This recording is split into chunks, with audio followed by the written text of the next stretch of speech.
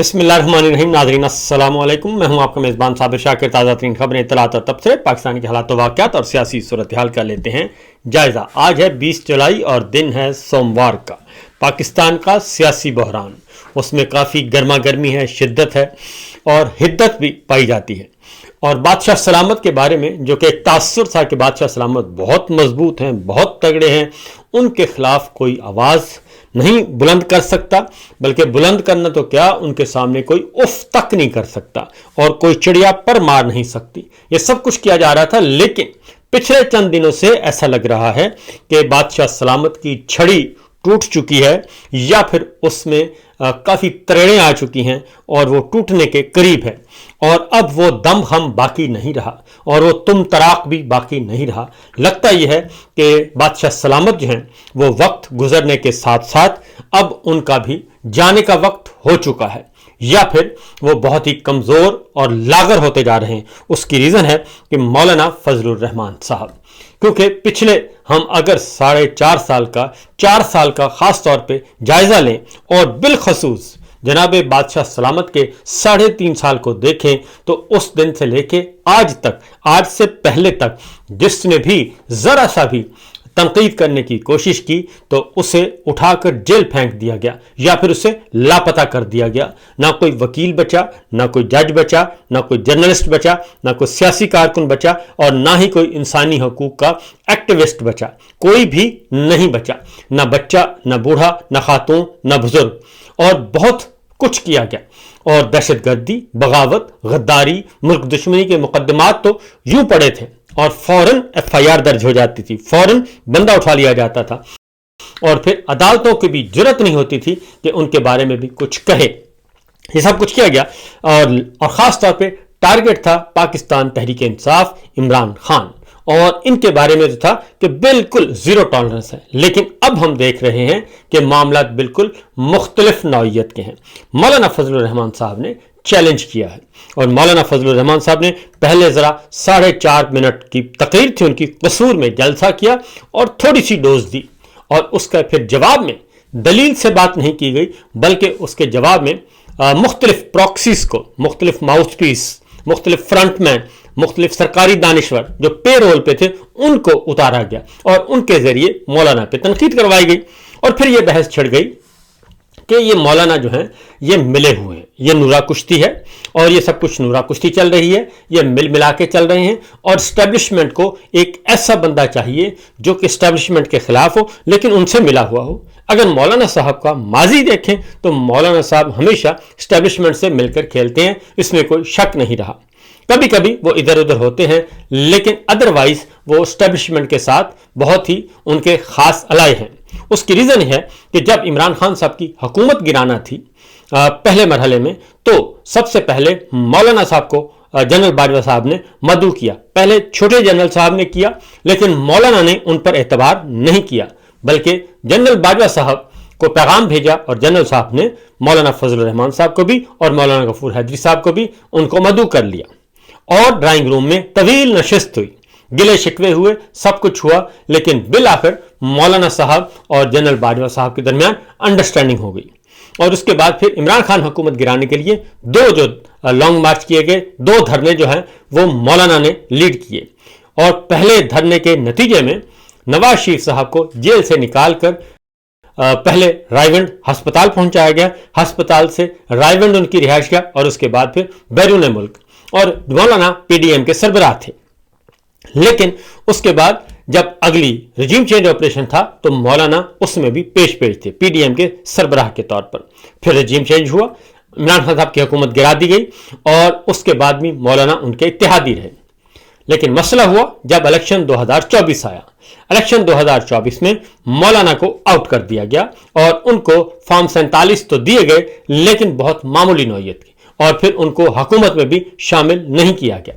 और इससे मौलाना के मामला जो है इख्तलाफात वो हुए। लेकिन उसके बाद फिर एक और काम हुआ और उसके बाद यह हुआ कि मखसूस नशिस्तें भी मौलाना को भी उनको हिस्सा दिया गया। मौलाना अगर उस वक्त मखसूस नशिस्तें वापस कर देते तो उनका कद काठ बहुत बड़ा हो जाना था। फिर 26वीं गैर आईनी तरमीम आती है, उसमें भी मौलाना ने वोट दिया اور 26ویں غیر آئینی ترمیم ہو گئی، اور اس طریقے سے جسٹس یحییٰ خان کہنا چاہیے، جنرل یحییٰ کے بعد جسٹس یحییٰ تحفے میں مل گئے،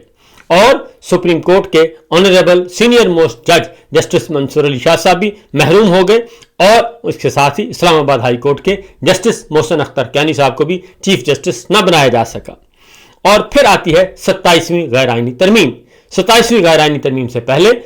جو ہے وہ ملٹری اسٹیبلشمنٹ اپنی 2/3 اکثریت پوری کر چکی تھی، اور وہ مخصوص نشستیں مسلم لیگ نواز کو، پیپلز پارٹی کو، سب میں تقسیم کر چکی تھی۔ تو یہاں سے معاملہ لگتا ہے کہ شروع ہوتا ہے، اور چونکہ گلگت بلتستان میں بھی مولانا کو جیتتے ہوئے ہروا دیا گیا، ایک آدھ سیٹ وہ جیت رہے تھے، اور بلاول بھٹو صاحب نے بھی اس بات کے بارے میں کہا تھا کہ مولانا جیت رہے تھے لیکن وہ سیٹ نون لیگ کو دے دی گئی، تو یہ بھی ایسا بھی ہوا۔ تو بہرحال یہ تو ہے ایک مختصر سی تعریف۔ عمران خان صاحب مولانا کو پہلے دور میں بہت زیادہ تنقید کا نشانہ بناتے رہے، اور بہت زیادہ تنقید کا نشانہ بنایا، اور خیبر پختونخوا سے مولانا کو آؤٹ کر دیا۔ لیکن دوسرا جب رجیم چینج آپریشن کے بعد جو دوسرا مرحلہ شروع ہوا، اور خاص طور پہ فروری 24 کے الیکشن کے بعد، تو مولانا کو کے خلاف عمران خان صاحب نے کہا کہ اب کوئی بات نہیں کرنی، اور علی امین گنڈا پور کے ساتھ معاملات اسی وجہ سے عمران خان صاحب کے اور علی امین گنڈا پور کے درمیان جو اختلافات تھے، اس کی ایک وجہ مولانا فضل الرحمان صاحب کے بارے میں عمران خان کی پالیسی تھی، کیونکہ عمران خان کو مولانا فضل الرحمان کو علی امین گنڈا پور نے ہرایا تھا، اور ان کے بھائی نے ہرایا تھا، اور دونوں کا تعلق ڈیرہ اسماعیل خان سے تھا۔ اس کے بعد مولانا کو کے حق میں بولنے کے لیے علی امین گنڈا پور کو متعدد بار عمران خان صاحب نے پیغام بھی بھجوایا، لیکن علی امین گنڈا پور نے یہ پالیسی اختیار نہیں کی، اور اس کے بعد علی امین گنڈا پور کی بھی چھٹی ہو گئی۔ سہیل آفریدی جو ہیں وزیر اعلیٰ خیبر پختونخوا، وہ مسلسل مولانا فضل الرحمان صاحب کے ساتھ رابطے میں ہیں، اور ان سے بات چیت کرتے رہتے ہیں۔ اسد کیسر صاحب بھی مولانا فضل الرحمان صاحب کے ساتھ رابطے میں ہیں۔ محمود خان اچکزئی صاحب بھی مولانا فضل الرحمان کے ساتھ رابطے میں ہیں۔ اب جو معاملہ ہے، اب کچھ پچھلے چند ہفتوں سے، چند دنوں سے مولانا فضل الرحمان صاحب ایگریسولی آئے ہیں، اور قصور میں انہوں نے جو کچھ کہا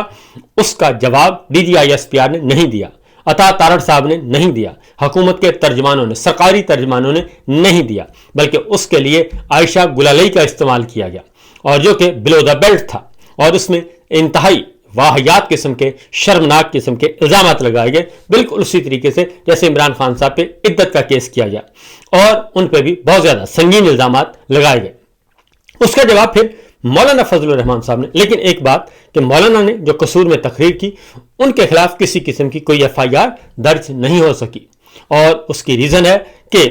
اس کے بارے ہمارے پاس جو اطلاعات ہیں وہ بہت ہی امپورٹنٹ، وہ یہ ہے کہ مریم نواز صاحبہ مولانا کی تقریر سے بہت خوش ہیں، نواز شریف صاحب بھی مولانا کی تقریر سے بہت خوش ہیں،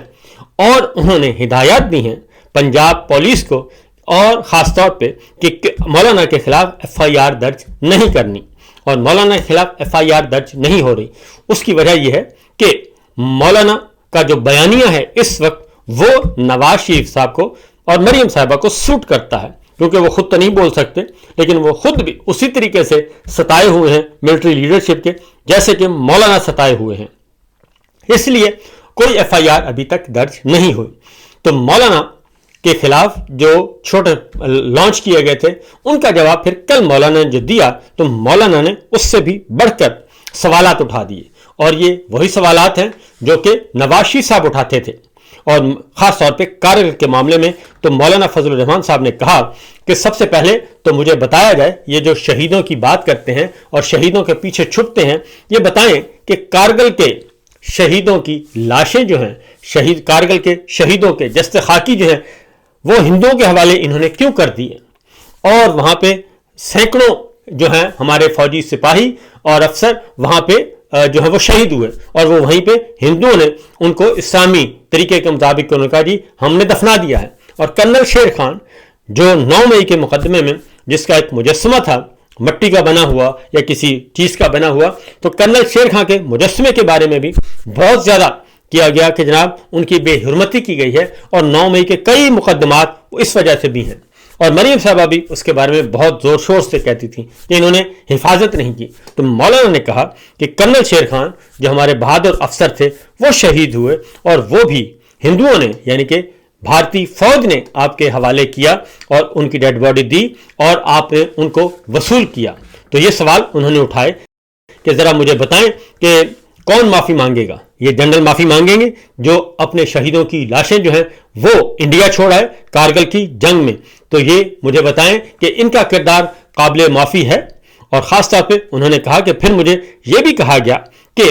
خیبر پختونخوا کی جو حکومت ہے وہ گرائی جائے اور گرا کر ہم آپ اپنی حکومت بنائیں. تو میں نے کہا کہ ہمارے تو صرف 53 ووٹ ہیں اور ان کے پاس 2/3 اکثریت ہے, تو ہم کیسے بنا سکتے ہیں؟ تو انہوں نے کہا جی ہم آپ کو ووٹ دیں گے, ہم آپ کو لوٹے لا کے دیں گے. تو مولانا نے کہا کہ میں نے انکار کر دیا کہ میں ایسے گھوڑے پر نہیں بیٹھوں گا جس کی لگام میرے پاس نہ ہو. اور یہ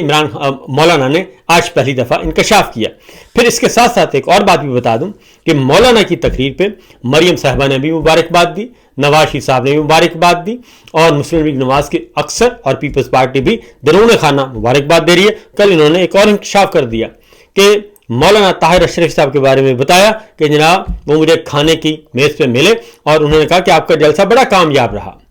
طاہر اشرف صاحب نے کل پھر دوبارہ جواب دینے کی کوشش کی. جب انہوں نے جواب دیا تو انہوں نے کئی چیزوں کا اقرار کر لیا,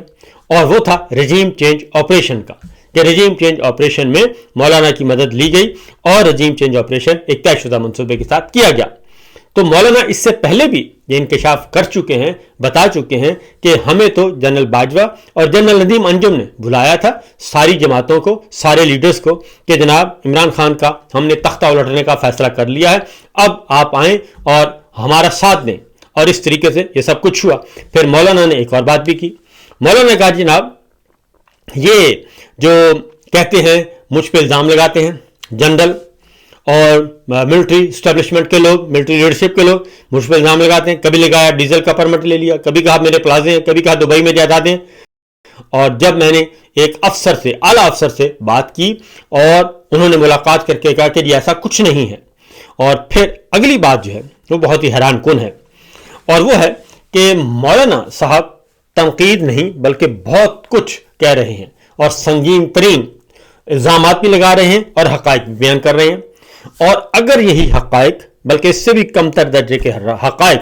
اگر کوئی اور بتا دیتا یا کوئی بیان کر دیتا, خواہ وہ جرنلسٹ ہوتا, خواہ وہ پی ٹی آئی کا ہوتا, خواہ کوئی اور ہوتا اور کوئی اپوزیشن کا, تو اس کا تیا پانچا کر دینا تھا اب تک, اور اس کو غائب کر دینا تھا اور مقدمہ کر دینا تھا. اس کی ضرورت نہیں تھی کہ اس کی ضمانت ہو سکے, کیونکہ احمد فراد ہمارے سامنے موجود ہیں, وہ اس وقت مسنگ پرسن میں ہے. سہراب برکت ان کو اٹھایا گیا اور کئی مہینے تک جیل میں رکھا گیا. عمران ریاض کی ہمارے سامنے موجود ہے. شہید ارشد شریف ان کو تو ویسے ہی دنیا سے رخصت کر دیا گیا, اور بے شمار جرنلسٹ ہیں جن پہ مقدمات ہوئے, جن کو جیلوں میں ڈالا گیا, سینکڑوں سال, مجموعی طور پر ہزاروں سال سزائیں سنائی گئی. یہ سب کچھ موجود ہے. لیکن مولانا صاحب کی جو تقریر ہے اس وقت ہوئی, اس کی مسلم لیگ نواز کے جو وزراء ہیں, سرکاری ترجمان, وہ جواب نہیں دے رہے. اور وہ جواب کس کا دے رہے ہیں؟ کل بھی میں دیکھ رہا تھا نورین نیازی صاحبہ نے کا ایک انٹرویو, پرانا انٹرویو جو کہ ایئر بھی نہیں ہوا اور اس کو روک دیا گیا تھا, تو وہاں سے مواد لیا گیا, مواد لے کے سوشل میڈیا پہ وہ اپلوڈ کیا گیا, اور اب اس پہ تالی پیٹی جا رہی ہے. اور کل طلال چودھری صاحب آئے, عطا طارق صاحب آئے, اور ان کے ہم نوا اور سرکاری دانشور, اور وہ نورین نیازی صاحبہ پہ تنقید کر رہے تھے. جناب انہوں نے بہت گڑبڑ کر دی, انہوں نے بہت ایسا مواد, ایسی بات کی ہے جس سے انڈیا فائدہ اٹھا رہا ہے. لیکن مولانا کی تقریر کا کوئی جواب نہیں دے رہا, مولانا کے الزامات کا کوئی جواب نہیں دے رہا, کیونکہ مولانا جو باتیں کر چکے ہیں اسی طرح کی ملتی جلتی باتیں نواز شریف صاحب بھی کر چکے ہیں. نواز شریف صاحب بھی کارگل پہ کمیشن بنانا چاہتے تھے لیکن نہیں بنا سکے, اور ووٹ کو عزت دو سے بوٹ کو پالش دو تک کا معاملہ ان کا ہمارے سامنے ہے. اور یہ اسٹیبلشمنٹ کے اس دوران مولانا کے خلاف جتنی بھی تنقیدیں کی گئیں اس میں ایک کام ہوا, مولانا کے بہت سارے جو تنقید کرنے والے ہیں, پتہ چل گیا کہ اسٹیبلشمنٹ کے اور کون کون سے مہرے ہیں, ملٹری لیڈرشپ اور کن کن کو استعمال کر رہی ہے. اور مولانا نے کہا بھی کہ جو جنرل اور جو فوج کا جو کمانڈ جو ہے وہ میرے خلاف پروپیگنڈا کروا رہا ہے, معافی اس کو مانگنی چاہیے, میں معافی نہیں مانگوں گا. یہ سب کچھ ہو رہا ہے. اور خاص طور پہ جو ہمیں تنقید کا نشانہ بنانے والے ہیں وہ بھی آج کل بڑھ چڑھ کر آ رہے ہیں اور وہ بھی انجوائے کر رہے ہیں. اب ان کو سمجھ نہیں آ رہی کہ وہ کیا کریں, مولانا کی طرف جائیں یا پھر ڈی جی صاحب کی طرف، ڈی جی ISPR کی طرف جائیں، انجینئر صاحب کی طرف جائیں، وہ مخمسے کا شکار ہیں کہ رب نیڑے کے گھسن۔ خیر دیکھتے ہیں کیا ہوتا ہے۔ اب ایک اور کام ہوا جی کل، اور وہ بڑی خبر ہے، اسپین ورلڈ کپ جیت گیا اور دنیا فٹ بال کا عالمی سپر پاور بن گیا، اور بڑی مشکل سے وہ جیتا۔ بہت کوشش کی گئی کہ وہ نہ جیتے، اور اس کے لیے خاص طور پہ صدر ٹرمپ بھی ارجنٹائن کے حامی تھے، اور ان کے ساتھ ساتھ نیتن یاہو نے بھی ارجنٹینا کی حمایت کر دی تھی، اور وہ بھی ان کے لیے کوششیں کر رہے تھے، باقاعدہ طور پہ کوششیں کر رہے تھے۔ اور ارجنٹینا اور برطانیہ کا میچ تھا، وہ بھی اس وقت بھی کہا گیا کہ ارجنٹینا اور برطانیہ کے میچ میں ڈنڈی ماری گئی ہے، برطانیہ جیت سکتا تھا، لیکن برطانیہ سیمی فائنل میں آؤٹ ہو گیا۔ اور اس کے بعد پھر ارجنٹینا اور اسپین کا فائنل ہوا کل، اور کل بھی ایک گول کہتے ہیں کہ کھا لیا گیا، اور اس کے باوجود اسپین جیت گیا۔ اور اس طریقے سے امپائرز جو ہیں وہ بھی کامیاب نہ ہو سکے، اور یہ اب تبصرے چل رہے ہیں سوشل میڈیا پہ، خاص طور پہ تبصرے کیے جا رہے ہیں کہ جناب نیتن یاہو نے اور صدر ٹرمپ نے جس پہ بھی ہاتھ رکھا، جس کی بھی حمایت کی، اس کے حالات کوئی اچھے نہیں ہوئے، بلکہ وہ فارغ ہوا اور رسوا ہوا۔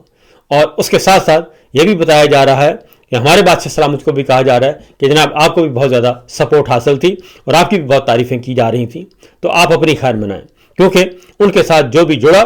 وہ پیچھے ہی ہٹا ہے، اور اس کا مستقبل تاریخی ہوا ہے۔ تو دیکھتے ہیں کہ کیا ہوتا ہے۔ فی الوقت اتنا ہی، اجازت دیجیے، اللہ حافظ۔